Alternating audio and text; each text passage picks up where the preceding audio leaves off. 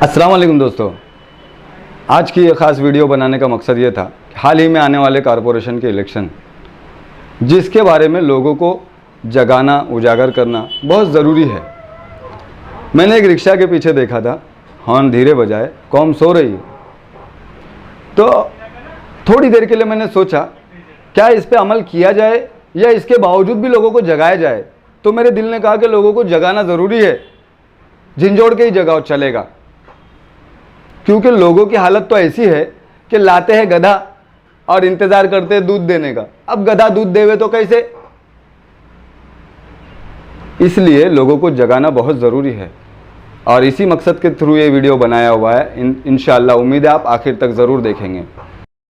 सबसे बड़ी बदनज़मी दोस्तों हमारे एरिया में जीपी बिल्डिंग की वजह से है। जैसा कि आप जानते हैं, इसके पहले लकी कंपाउंड का हादसा हो चुका है, 70 से ज़्यादा जाने जा चुकी है। तो क्या यहाँ दोबारा लकी कंपाउंड बनाना है? अरे तुम बिल्डिंग हो, इनके यहाँ बिल्डर, यहाँ के इलाका के रहनुमाओं के पास जब बिल्डर आता है तो वो उसके ऊपर पर स्लैब पे कितना पैसा लेना है, पर बिल्डिंग में कितने फ्लैट लेने हैं, इस पे बात होती है। इनकी जेब भरने की बात होती है। अरे तुम्हारा जेब भरो, लेकिन लोगों को जाके देखो सहूलतें क्या मिली है या नहीं मिली है।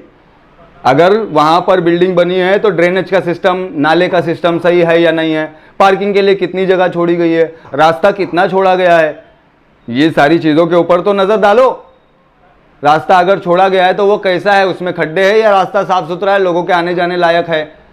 अगर वहाँ पर नाला छोड़ा गया है, जैसे नाले की बात पे ले लो, नाला जो छोड़ा नहीं गया और नाले के जो मुंह छोटे हुए दोस्तों, तो आज आप लोग सब जानते हो हमारे इलाके में डावला परिसर से लेके शिलपाटा तक 5-5 फुट पानी भरा है इस बार पहली छोटी छोटी बरसातों में। तो ये पानी क्यों भरा? नालों के मुंह छोटे होने की वजह से भरा। नालों के मुंह छोटे नहीं हुए दोस्तों, तुम्हारे बच्चों का फ्यूचर छोटा हुआ है कहीं ना कहीं। जागो, अगर अब भी नहीं जागोगे तो ये इल्जामात और ये सारे काम और ये तकलीफें तुम्हारे बच्चों पे आएंगी, तुम पे नहीं आई तो। सारा गैर कानूनी काम तो दोस्तों नगर सेवक हीरा पाटिल के आदमी ही कर रहे हैं हमारे एरिया में। जैसे एरिया में इलीगल बिल्डिंग को अगर पेपर कनेक्शन बनाना है तो उनका आदमी हनीफ करता है, वहाँ पर इलीगल टैपिंग वगैरह करनी है तो वो आसिफ बकरा चोर जो रखा हुआ है वो करता है। इलीगल बिल्डरों के पास से पैसे की वसूली हो, वो आसिफ बकरा चोर ही करता है।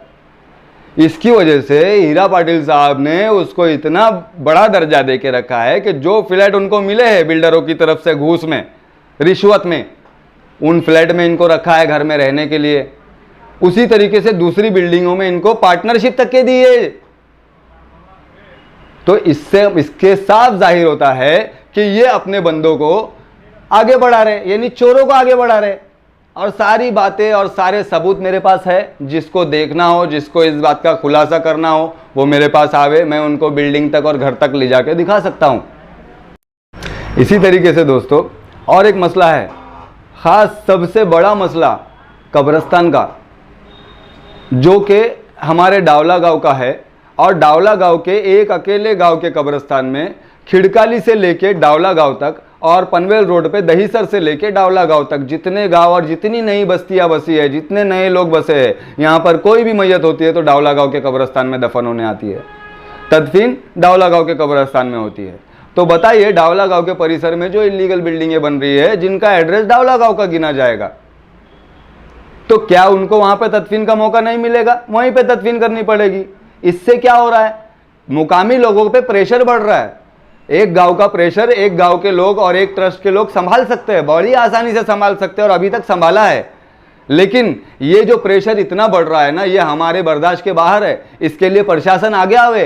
प्रशासन इनको बिल्डिंग बनाने की परमिशन दे रही है ना, लीगल इलीगल जैसी भी, तो उसी तरीके से कब्रिस्तान भी दे देवे इनको, तो इस मसले का हल निकलेगा। मैं इस मसले में इसलिए बात कर रहा हूं क्योंकि हमारे से 1 किलोमीटर दूर बाजू की कॉन्स्टिट्यूंसी में जो आमदार है, उनके कैसे मतलब बेइज्जत और जलील किया जा रहा है सामने वाले पार्टियों की वजह से, अपोजिशन पार्टी की वजह से, कि उन्होंने खाड़ी में कब्रिस्तान दिया।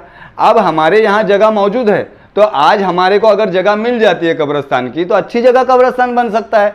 वरना सारी जगह लीगल और इलीगल कंस्ट्रक्शन होने के बाद भर गई तो कोई खाड़ी में बचेगी, जिस खाड़ी में जाके कब्रिस्तान के लिए जगह मिलेगी। और हमारे बुजुर्गों को और हमारे घर वालों को और हमारे अकारीबन को, रिश्तेदारों को हमको उस कीचड़ में ले जाके दफनाना पड़ेगा, जो हमको बिल्कुल भी मंजूर नहीं है।